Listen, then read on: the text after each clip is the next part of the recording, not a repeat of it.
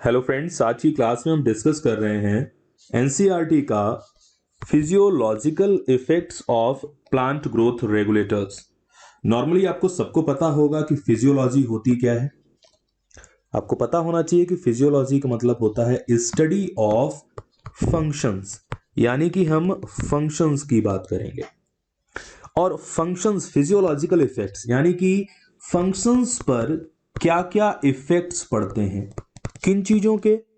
जो plant growth regulators यानी कि जो प्लांट से पीजीआरस रिलीज होते हैं, वो प्लांट की फंक्शनिंग पर, उनके फंक्शंस पर क्या क्या इफेक्ट डालते हैं, क्या क्या चेंजेस लाते हैं, उन चीजों को देखेंगे। तो सबसे पहले जो ऑब्टेन किया गया था, जिसका नाम है ऑक्सिन्स, इस ऑक्सिन के बारे में देखेंगे। तो चलिए इस क्लास को स्टार्ट करते हैं। देखिए, समझने की कोशिश करते हैं ऑक्सिन्स का मतलब क्या होता है। अगर एनसीईआरटी के कॉन्सेप्ट के बेस पर देखें तो ग्रीक लैंग्वेज में एक टर्म है जिसका नाम है ऑक्सेन, एंड ऑक्सेन का मीनिंग होता है टू ग्रो। यानी कि सिंपली ऑक्सिन इस हार्मोन का नाम क्यों रखा गया? इसलिए रखा गया कि ये ऑक्सिन प्लांट की ग्रोथ को प्रमोट करता है।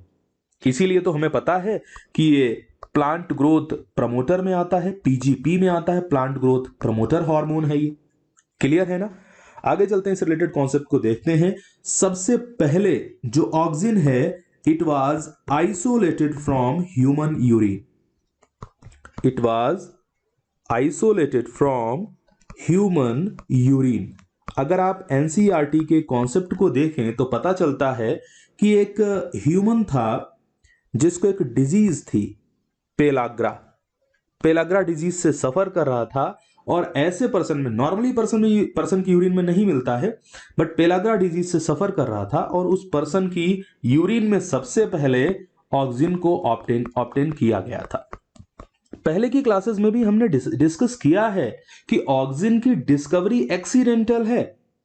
जितने भी प्लांट ग्रोथ हार्मोन्स हैं उन सबकी डिस्कवरी एक्सीडेंटल है। चलिए आगे के पार्ट की तरफ देखते हैं। नेचर में कुछ ऐसे ऑक्सिन्स हैं जिनको प्लांट से ऑब्टेन किया गया है, और जिनको प्लांट से ऑब्टेन किया गया है इनको हम नेचुरल ऑक्सिन्स बोलते हैं। They are called natural auxins. बेटा, नेचुरल ऑक्सिन्स में दो आते हैं, एक तो IAA और दूसरा होता है IBA। चलिए, आपको पहले भी बताया है कि जितने भी ऑक्सिन्स हैं, auxins are mainly indole compound या फिर इंडोल डेरिवेटिव्स। आपको पहले की वीडियोस में इस बात को बताया गया है, दे आर इंडोल डेरिवेटिव्स। चलिए नेक्स्ट पार्ट की तरफ समझने की कोशिश करते हैं। तो हमारा टॉपिक चल रहा है ऑक्सिन। तो हमने आपसे सबसे पहले कहा कि कुछ ऑक्सिन्स प्लांट्स में मिलते हैं, and those auxins which are obtained from the plants they are called natural auxins. Natural auxins में बेटा आता है, पहला आता है indole acetic acid IAA, and the full form is indole acetic acid. तो आप भूलेंगे नहीं कि इंडोल कंपाउंड होते हैं। Second one is called IBA, and the full form is indole butyric acid. Indole butyric acid. Clear है ना? उसके बाद कुछ मैन मेड ऑक्सिन्स हैं, यानी कि जिनको हम सिंथेटिक ऑक्सिन्स बोलते हैं।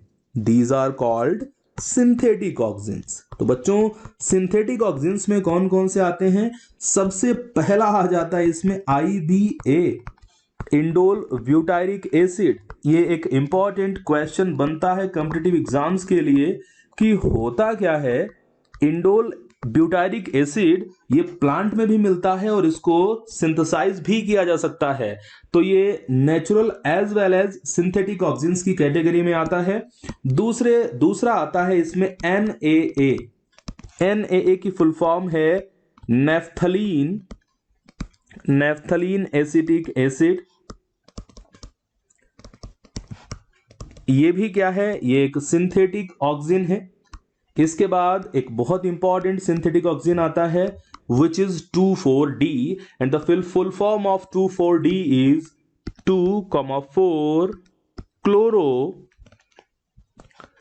Die phenoxy acetic acid, di phenoxy acetic acid. एक और आता है जिसका नाम है 2,4,5 ट्राईफिनॉक्सी एसिटिक एसिड। इसमें सेकेंड, फोर्थ और फिफ्थ पोजीशन पर क्लोरीन अटैच होता है। क्लियर है ना? तो चलिए अब ये जो डिफरेंट ऑक्सीजन्स हैं इनसे रिलेटेड इंपॉर्टेंट रोल्स को हम आगे समझने की कोशिश करते हैं। तो आप याद रखेंगे नेचुरल ऑक्सीजन्स में IAA और IBA आता है। ये कॉम्पिटिटिव एग्जाम्स में बहुत ज्यादा पूछा जाता है प्रोमिनेंटली, और सिंथेटिक में ये सारे के सारे आते हैं। IBA एक ऐसा है, IBA नेचुरल भी है और as well as synthetic auxins की कैटेगरी में आता है। नेक्स्ट पार्ट में देखते हैं इन ऑक्सीजन्स के रोल क्या क्या है। आखिर ऑक्सीजन प्लांट की फिजियोलॉजी में किस किस पार्ट को अफेक्ट करते हैं, तो चलिए इसको समझने की कोशिश कर लेते हैं। सबसे पहला पॉइंट जो ऑक्सीजन के रिलेशन में आता है that is apical dominance. That is apical dominance. ये बेटा एपिकल डोमिनेंस क्या होता है? सिंपल सी चीज है, आपने पीछे की क्लास में स्टडी किया था किसके कॉन्सेप्ट को? डार्विन के कॉन्सेप्ट को। हमने आपसे कहा था कि Charles Robert Darwin, CR Darwin, और इनके जो सन थे जिनका नाम है फ्रांसिस डार्विन, ये दोनों लोग एक्सपेरिमेंट कर रहे थे कैनरी ग्रास के ऊपर। किसके ऊपर एक्सपेरिमेंट कर रहे थे? कैनरी ग्रास के ऊपर। और इन्होंने क्या देखा था कि जो कैनरी ग्रास का कोलियोप्टाइल था, टॉप रीजन था, ये किस टॉपिक को स्टडी कर रहे थे? ये स्टडी कर रहे थे फोटोट्रॉपिज्म को। फोटोट्रॉपिज्म को यानी कि प्लांट पर लाइट का क्या इफेक्ट पड़ता है। जब इन्होंने यूनिलैटरल लाइट डाली तो ये मूव किया, इसका जो प्लूम्यूल का टॉप पार्ट था, कोलियोप्टाइल का हेड पार्ट था, ये लाइट की तरफ मुड़ जाता है। क्लियर है ना? तो ये तो तब हो गया जब यूनिलैटरल लाइट डाली। यूनिलैटरल का मतलब क्या है? एक साइड से जब लाइट डाली तो ऐसा होता है।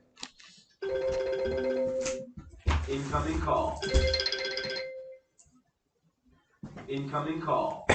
सिंगल साइड से जब लाइट डाली तो ऐसा होता है। क्लियर है ना? ओवरऑल जब प्लांट पर लाइट पड़ती है तो आप ये समझें कि जैसे ये कोई प्लांट है, इस प्लांट पर जब लाइट पड़ती है तो इसकी टिप पर मेनली ऑक्सीजन का सिंथेसिस होता है, और टिप पर ऑक्सीजन के सिंथेसिस की वजह से इसकी जो प्लांट की मेन ब्रांच है ये ग्रो करती चली जाती है। भाई प्लांट की अगर टॉप पार्ट की बात करें, this top part of the plant is called apical part. इसको हम क्या बोलते हैं? Apical part. और ये एपिकल पार्ट ग्रो करता है, इसी को हम एपिकल डोमिनेंस बोलते हैं। क्यों? क्योंकि ये जो साइड ब्रांचेस होती है उनको ज्यादा ग्रो नहीं करने देता है।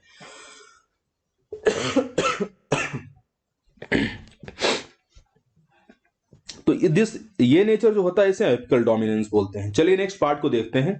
अब करते क्या है? एपिकल डोमिनेंस का मतलब यह है कि प्लांट का टॉप पार्ट ग्रो करेगा। फिर चेंजेस हम कहां लाएंगे और कैसे लाएंगे चेंजेस, तो इसको भी देख लेते हैं। अब सिंपल सी चीज क्या होती है कि एपिकल पार्ट पर ऑक्सीजन बन रहा है, यहां पर जो टॉप पार्ट है ऑक्सीजन यहां पर सिंथेसाइज हो रहा है, इसकी वजह से इसके टॉप पार्ट की ग्रोथ हो रही है। तो फिर क्या करते हैं वो साइंटिस्ट, वो लोग क्या करते हैं जो टी प्लांटेशन कराते हैं।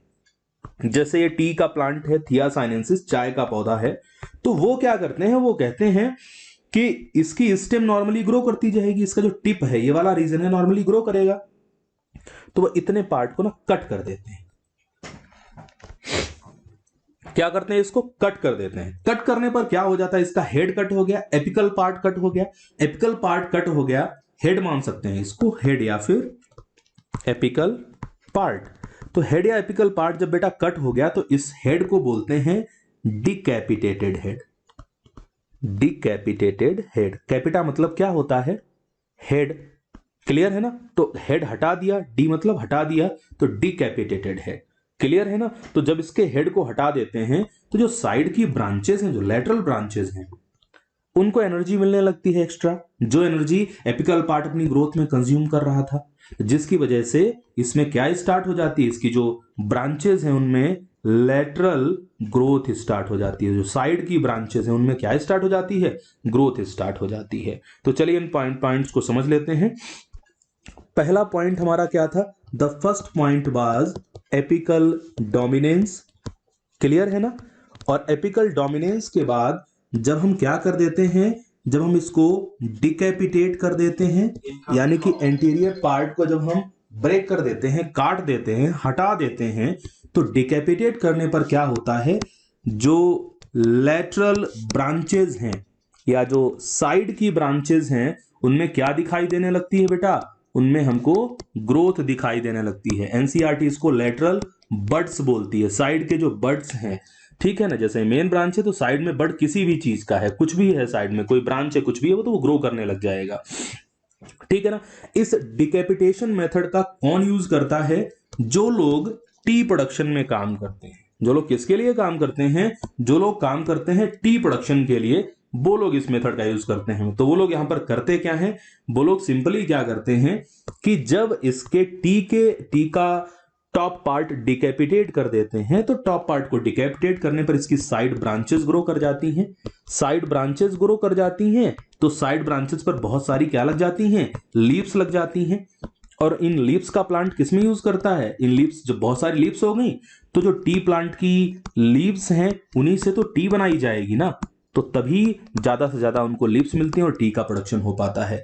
ये जो प्लांट होता है जब इसको हम डिकैपिटेट कर देते हैं, तो आफ्टर डिकैपिटेशन, यानी कि प्लांट की जब डिकैपिटेट कर देते हैं तो उस प्लांट में क्या हो जाता है, वो प्लांट झाड़ी नुमा हो जाता है, यानी कि श्रब लाइक हो जाता है। और ये कंडीशन, इसको बोलते हैं हेज मेकिंग। इसको क्या बोलते हैं, हेज मेकिंग। तो इस टाइप से अगर किसी पार्ट का हेड रिमूव करते हैं, डिकैपिटेट करते हैं, तो एपिकल डोमिनेंस का इफेक्ट खत्म हो जाता है, लेटरल ब्रांचेस ग्रो करने लगती हैं, लेटरल ब्रांचेस डोमिनेट करने लगती हैं और प्लांट हेज लाइक हो जाता है। इसको हम हेज मेकिंग बोलते हैं। Is it clear. चलिए नेक्स्ट पार्ट की तरफ चलते हैं और समझने की कोशिश करते हैं। नेक्स्ट पार्ट में देख लेते हैं। अब चलते हैं आगे की तरफ। एनसीईआरटी में कुछ और पॉइंट दिए हैं कि ये कहा है कि जब भी आप स्टेम कटिंग करते हैं, क्या करते हैं, स्टेम कटिंग। तो स्टेम कटिंग करने के बाद, जैसे आपके पास एक प्लांट है रोज का, किसका प्लांट है, रोज प्लांट है। आइए एक ब्रांच है उसकी, तो आपने रोज प्लांट की ब्रांच कट कर ली। ब्रांच को कट करके अगर आपके पास ऑक्सिन है, क्या है बेटा, ऑक्सिन है, तो आप उस ऑक्सिन में उस ब्रांच को डुबो दें और उसके बाद उसको लगाएं। तो इसमें, इस ब्रांच में जब आप इसको सॉइल में लगा देंगे ऑक्सिन में डुबोने के बाद, तो उसमें बहुत जल्दी क्या निकल आती हैं, रूट्स निकल आती हैं। क्लियर है ना। तो स्टेम कटिंग में रूटिंग को कौन प्रमोट करता है, स्टेम कटिंग में रूटिंग को प्रमोट करता है ऑक्सिन। क्लियर है ना, ऑक्सिन प्रमोट करता है। चलिए नेक्स्ट पार्ट की तरफ चलते हैं। अब देखते हैं अगले पॉइंट को।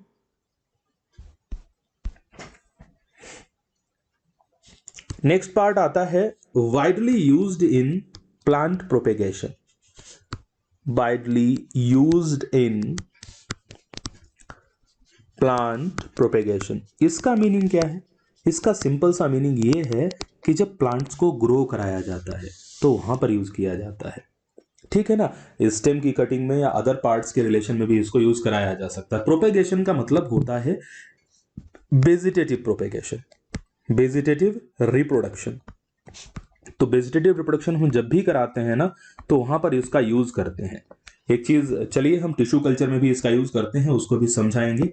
नेक्स्ट पार्ट आता है, चलिए हम इसको एक चीज और पॉइंट मेंशन कर लेते हैं। जब बेटा हम टिश्यू कल्चर कराते हैं, क्या कराते हैं, टिश्यू कल्चर कराते हैं। जैसे हमने आपको एक पॉइंट बताया हुआ था कि जब जिबरेलिक साइटोकाइनिन की स्टडी की गई थी, तो साइटोकाइनिन के टाइम पर वो क्या कर रहे थे, साइटोकाइनिन्स को ग्रो कराने के लिए उन्होंने टोबैको प्लांट को लिया था। किसको लिया था, टोबैको प्लांट को लिया था। टोबैको प्लांट का कौन सा पार्ट लिया था, इंटरनोडल पार्ट लिया था। कौन सा पार्ट लिया था, इंटरनोडल। और उस इंटरनोडल पार्ट को कल्चर मीडियम में ग्रो करा रहे थे। बट वो ग्रो कर ही नहीं रहा था माइक्रो प्रोपेगेशन में, टिश्यू कल्चर में। तो उन्होंने क्या किया था, वो इसमें क्या डाल रहे थे, वो इसमें ऑक्सिन डाल रहे थे पहले। तो केवल ऑक्सिन से नहीं ग्रो कर रहा था, ऑक्सिन के साथ में और क्या डालना पड़ रहा था, साइटोकाइनिन्स। वो कहीं वैस्कुलर टिश्यू से निकाल के डाल रहे थे या कहीं और से डाल रहे थे, ठीक है ना। तो यानी कि अल्टीमेटली जरूरत किसकी पड़ रही थी, साइटोकाइनिन के साथ किसकी जरूरत है, ऑक्सिन की जरूरत है। क्लियर है ना। और आपको बता दें टिश्यू कल्चर के टाइम पर इस टिश्यूज में, जो टिश्यू जब वो ग्रो कर जाता है ना, उसमें रूट के फॉर्मेशन के लिए किसकी जरूरत होती है, ऑक्सिन की। तो auxin is also used in tissue culture for root formation. किसके लिए यूज होता है, रूट फॉर्मेशन के लिए यूज होता है। शायद ये पॉइंट एनसीईआरटी में इन्होंने इसीलिए मेंशन रखा है, प्लांट प्रोपेगेशन का पॉइंट। क्लियर है ना। नेक्स्ट पॉइंट अगर आप देख लें तो नेक्स्ट पॉइंट में इट प्रमोट्स एक मिनट,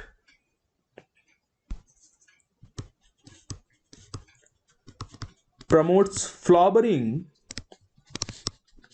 इन पाइनएप्पल। पाइनएप्पल है उसमें फ्लावरिंग को प्रमोट कर देता है। अगर पाइनएप्पल के प्लांट पर इसको स्प्रे कर दिया जाए तो फ्लावरिंग को प्रमोट करता है। एक चीज और है, कभी आपने देखा हो कि अर्ली स्टेज में जब एक प्लांट पर लीव्स आती हैं और लीव्स के बाद जो फ्रूट आते हैं, स्टार्टिंग में फ्रूट आते हैं, तो कई बार बहुत सारे फ्रूट्स गिर जाते हैं। आप प्लांट में देखते हो ऐसी चीजें, गिर जाते हैं, ठीक है ना। एप्पल का ट्री है, किसी का ट्री है, उसमें से बहुत मैक्सिमम नंबर फ्रूट्स का छोटा फ्रूट बना, मैंगो डेवलप हुआ और गिर गया पौधे से नीचे। तो उसको रोकने के लिए, फिर नई लीव्स प्लांट पे बन रही हैं और वो गिर रही हैं, तो आप उसके लिए क्या कर सकते हैं, आप उसके लिए यहां पर उसके ऊपर स्प्रे कर दें, किसका, ऑक्सिन्स का। तो क्या हो जाएगा, ये अर्ली स्टेज में लीफ फॉल रुक जाता है। बट ये करता क्या है, जो न्यू लीव्स हैं अर्ली स्टेज में, यानी कि जो बेबी लीफ है, बेबी फ्रूट है छोटा, उसको रोकने की जरूरत है। लेकिन एक चीज बताइए, जो ओल्डर मैच्योर पार्ट्स होते हैं, ओल्डर मैच्योर लीव्स हैं, उनको तो रोकने की कोई जरूरत नहीं है। पुरानी लीव्स हैं, ठीक है, पुराने फ्रूट्स हैं, इनका तो पौधे से गिर जाना ही अच्छा है क्योंकि इनका लाइफ ड्यूरेशन पूरा हो चुका है, ठीक है। तो इनके लिए ये क्या करता है, प्रमोट करता है एब्सीशन को। किसको प्रमोट करता है, प्रमोट्स एब्सीशन, यानी कि एब्सीशन लेयर बनाता है। जैसे इनका जो गिरना होता है राइप लीव्स का और राइप एंड फ्रूट्स का, उसको एब्सीशन बोलते हैं। तो इसका एब्सीशन हो जाता है या उनको गिरा देता है।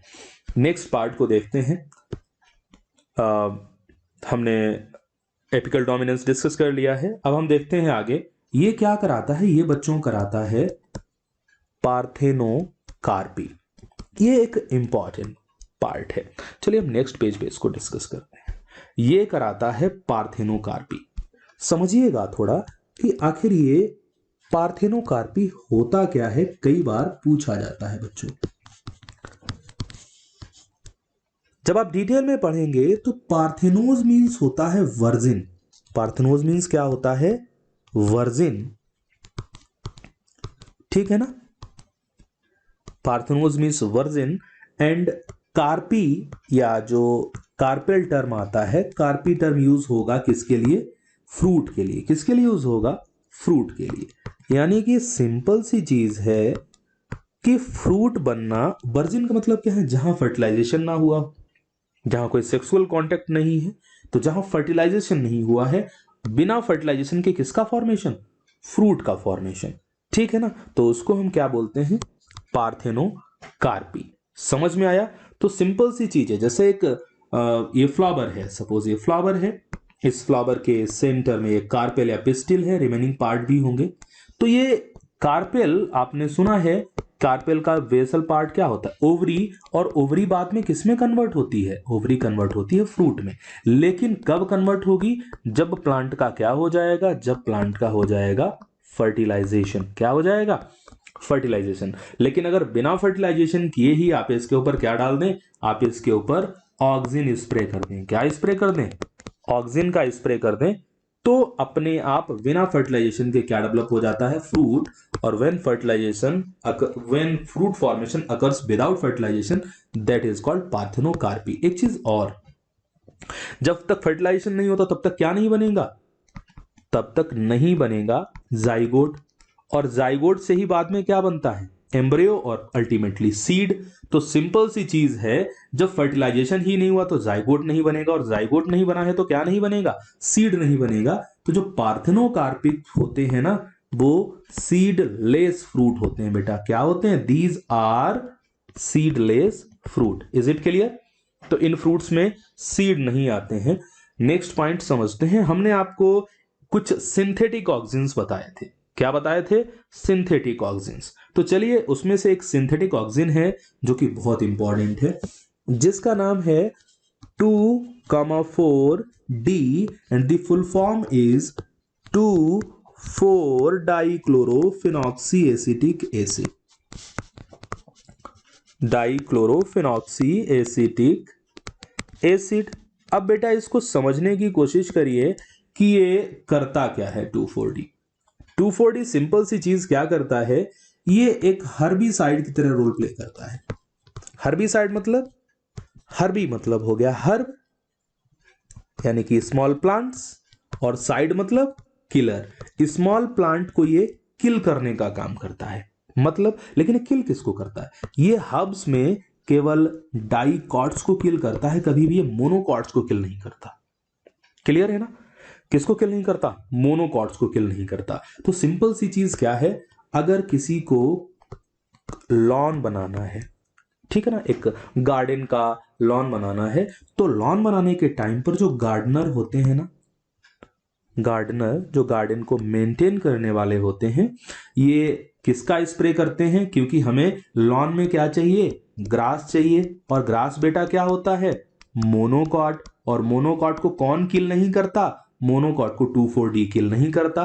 तो सिंपली ये किसको किल करता है, डाइकॉट को। तो जो वीड्स डेवलप हो जाते हैं बीच बीच में, उनको रिमूव कौन करेगा, 2,4-D का स्प्रे। और उस लॉन में, उस गार्डन की जो लेयर बन रही है नीचे गार्डन में, उसको जिसको लॉन बना रहे हो आप, उसमें क्या रहेगा, उसमें केवल आपकी ग्रास मिलेगी, कोई भी डाइकॉट प्लांट छोटा मोटा वहां पर नहीं ग्रो करेगा। एक काम और करता है जाइलम, एक काम और करता है ऑक्सिन। ऑक्सिन क्या करते हैं, ऑक्सिन्स जो जाइलम है, इस जाइलम का डिफरेंशिएशन करते हैं। डिफरेंशिएशन मतलब जाइलम को अलग अलग तरीके में कन्वर्ट करना। जैसे आपको पता है जाइलम के 3 कंपोनेंट हैं, ट्रैकीड्स हैं, 4 कंपोनेंट हैं, tracheids, vessels, xylem, parenchyma, and the last one is called xylem fibres. मेरी बात समझ पा रहे हो ना? तो जाइलम बेटा इन सब का फॉर्मेशन करेगा। क्या करेगा, इन सब का फॉर्मेशन करेगा, यानी कि जाइलम का डिफरेंशिएशन कराएगा। डिफरेंशिएशन का मतलब क्या होता है, किसी एक फंक्शन को परफॉर्म करने के लिए जो मैच्योरेशन होता है ना, that is called differentiation. Clear है ना? तो जाइलम का डिफरेंशिएशन कौन कराता है, ऑक्सिन कराता है।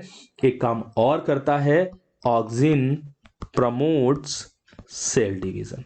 Auxin promotes cell division. आप इस क्लास को देखने के बाद एक बार अपनी एनसीईआरटी उठाइए, उस एनसीईआरटी पे लाइंस करिए, हाईलाइट करिए उसको। हर एक पॉइंट एनसीईआरटी का मैंने यहां पर मेंशन किया हुआ है। अगर आप डेफिनेटली नीट की प्रिपरेशन करना चाहते हैं तो आप इन वीडियोस को देख लें। मैं गारंटी लेता हूं आपका कोई क्वेश्चन नीट के एग्जाम में छूटेगा नहीं। मुझे उम्मीद है टॉपिक आपको समझ में आया होगा। धन्यवाद।